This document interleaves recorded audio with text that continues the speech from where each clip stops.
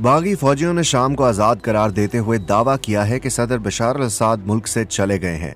Telegram पर हैयत तहरीर उल शाम का कहना है कि एक तारीख दौर का खात्मा हुआ और ये एक नए दौर का आगाज है।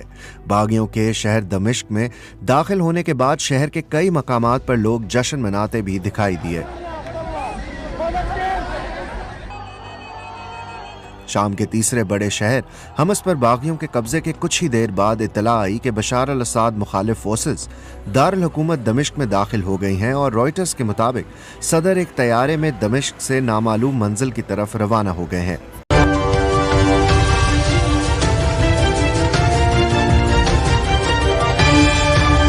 नमस्कार, बहुजन संवाद में आपका स्वागत है। हर सप्ताह की तरह आज फिर हम हाजिर हैं सप्ताह की बात कार्यक्रम को लेकर। सीरिया के अंदर जन विद्रोह हो गया है और वहां के राष्ट्रपति भाग खड़े हुए हैं, देश छोड़कर। चाहते हैं कि डॉक्टर सलीम खान सीरिया की घटना को लेकर क्या सोचते हैं, सीरिया में जो उपद्रव हुआ है, सीरिया में जो विद्रोह हुआ है और वहां के राष्ट्रपति बशर अल असद को देश छोड़कर भागना पड़ा है, तो क्या कारण हुए हैं। क्या सीरिया की स्थिति भी श्रीलंका जैसी है, बांग्लादेश जैसी है, जहां के राष्ट्रपति को जो तानाशाही हुकूमत है उसको भागना पड़ा है। डॉक्टर सलीम खान जी। शुक्रिया मंत्री जी। सीरिया में जो कुछ हुआ है वो बांग्लादेश और श्रीलंका से बहुत बड़ा है, इसलिए कि वो जो अभी वहां पर राष्ट्रपति थे वो 20 साल से राष्ट्रपति थे और उनके पिताश्री 34 साल से राष्ट्रपति थे और उसके पहले वो 3 साल जो है वो वहां के रक्षा मंत्री थे। तो आप समझ लीजिए कि 57 साल एक परिवार ने, एक बाप बेटे ने वहां पर सरकार चलाई और अपनी सरकार को मजबूत करने के लिए उन्होंने ऐसे अत्याचार किए कि जिनका हम जो है वो जिनकी हम कल्पना नहीं कर सकते। वहां पर एक जेल ऐसी है, एक एक 1.8 किलोमीटर और 1.8 किलोमीटर चौरस में, और उसमें 1 लाख लोगों की कैपेसिटी। तो ये एक बहुत बड़ा संघर्ष था और हाफिज असद ने भी, जब इनके पिताश्री थे, तो जब उनके खिलाफ लोग, उनके भ्रष्टाचार के खिलाफ, उनकी नाकामी के खिलाफ, वो तो खैर फौज से आए थे, लोग मैदान में आए तो उन्होंने उसको बहुत बुरी तरह से कुचल दिया। उसके बाद जब वो उनका देहांत हो गया, उससे पहले ये हाई सर्जन थे, ये इनको वो लेके आए राजनीति में। तो जब उनका देहांत हुआ तो इनकी उम्र 35 साल नहीं थी।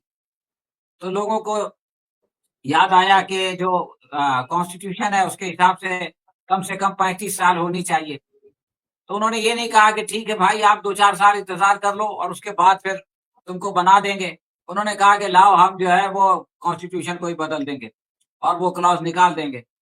इस तरह से ये बने। तो शुरू-शुरू में जब इनके खिलाफ लोग आए तो इन्होंने थोड़ी नरमी दिखाई, लेकिन फिर इनको ये लगा कि ऐसा करने से मेरी सत्ता को खतरा हो सकता है। तो पिछले 10-11 साल में, 2011 से लेके अगर आप देखें अभी तक 13 साल में, तो जितने लोगों ने अपने जान गँवाई है, उनकी तादाद जो है वो तकरीबन 4 लाख है और 10 लाख से ज़्यादा लोग व्यवस्थापित हैं। हम जानते हैं कि पूरे देश में जो इमिग्रेंट्स हैं, उसमें बड़ी तादाद जो है वो सीरिया के लोगों की। लेकिन ये हुआ कि आखिर इनकी जो सरकार थी उसने अपना जन समर्थन खो दिया और ये ईरान और रूस के समर्थन से चल रही थी। और एक समय ऐसा आया कि उन लोगों ने भी सोच लिया कि अब इसको हम नहीं बचा सकते और बशार असद की भी समझ में आ गया कि अब हम नहीं बच सकते। इसमें एक कारण ये भी है कि यूक्रेन में रूस थोड़ा-सा बिज़ी हो गया और ईरान, जिनके हिज़्बुल्लाह की मदद से काम करता था, वो वहाँ पर लबनान में बिज़ी हो गए।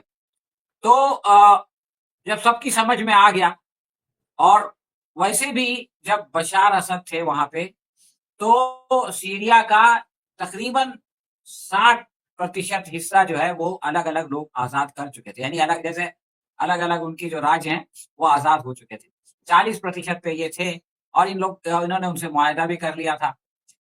लेकिन ये कि इलेक्शन हुआ पिछली बार तो इनको 95% वोट मिला। आपको यकीन होगा कोई आदमी 95% वोट से जीतता है? बहरहाल बशार जीत गए। उसके बाद जो सारे लोग थे अलग-अलग स्टेट में जो आज़ाद हो गए थे, उन लोगों ने एक यूनिटी बनाई और फिर उन्होंने एक-एक करके इनका वो खत्म करना शुरू किया और आहिस्ते-आहिस्ते वो दमिश्क में आए। कुल 11 दिन तक ये चलता रहा और ये उन्होंने 1-2 बार कहा भी कि हम इसको कुचल देंगे। लेकिन मैं समझता हूँ कि वो उनकी आखिरी पूरी ज़िंदगी तो उन्होंने कोई समझदारी नहीं दिखाई। लेकिन आखिरी वक़्त में उन्होंने कन्फ्रंटेशन नहीं किया और शायद फ़ौज उसके लिए तैयार नहीं थी उनके लिए। इसीलिए जब वो निकले, तो उनको एयरपोर्ट पे छोड़ने के लिए जो फ़ौजी आए थे, वो उनको छोड़ के अपने घर चले गए और फिर उनका जहाज़ उड़ा। एक प्रोविंस है जहाँ पर के उनका अपना कबीला, अलावी कबीला के लोग ज़्यादा हैं। जहाज़ पहले उसकी तरफ चला और आधे से फिर उसने अपना डायरेक्शन बदली किया और फिर वो मॉस्को चला गया और मॉस्को में उनको शरण मिल गई। तो आप देखें कि पूरे देश में एक हर्ष-उल्लास का माहौल था। लोग एक-दूसरे से मिठाई बाँट रहे थे, जेलों के ताले खुल रहे थे, लोग आज़ाद हो रहे थे। एक ने तो ये भी कहा कि अगर आज मैं नहीं छूटा तो मेरा नंबर था, आज अगर ये नहीं खाता, तो मैं जो 59 लोगों को फांसी दी जाने वाली थी, उसमें मेरा भी नंबर था। और वो जेलें ऐसी थी कि उसमें कई लोग दम घुट के भी और बीमारी की वजह से भी मर जाते थे। तो मैं ये समझता हूँ कि जो कुछ भी यहाँ हुआ है सीरिया में, ये एक बहुत बड़ी घटना है और इसका फ़ायदा उठाने की कोशिश की इस्राइल ने और उसने जो सीरिया में जो उसका क्या वो था अ, रशिया का बेस, उस पर भी हमले किए और उसके जो हवाई जहाज़ है, उनके जो अड्डे हैं, उनको भी तबाह किए और जो उनकी जो नेवल है, उसको भी तबाह किया। 300 से ज़्यादा हमले जो है उसने किए।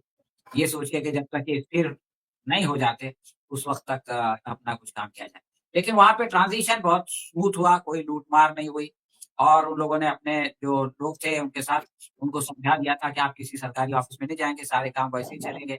पहले 2-3 दिन तक जो बशार के प्राइम मिनिस्टर थे, प्रधानमंत्री, उन्होंने ही काम चलाया और उसके बाद फिर वो एक प्रोविंस के एक हेड को उन्होंने प्राइम मिनिस्टर बनाया और एक जो उनके हेड थे अल-जुलानी, उनको जो है वो प्रेज़िडेंट बनाया गया, इंटरिम प्रेज़िडेंट 3 महीने के लिए और 3 महीने में वो इलेक्शन कराएँगे और चुनाव कराने के बाद जिसको सबसे ज़्यादा समर्थन मिलेगा, वो जो है वो सत्ता संभालेगा।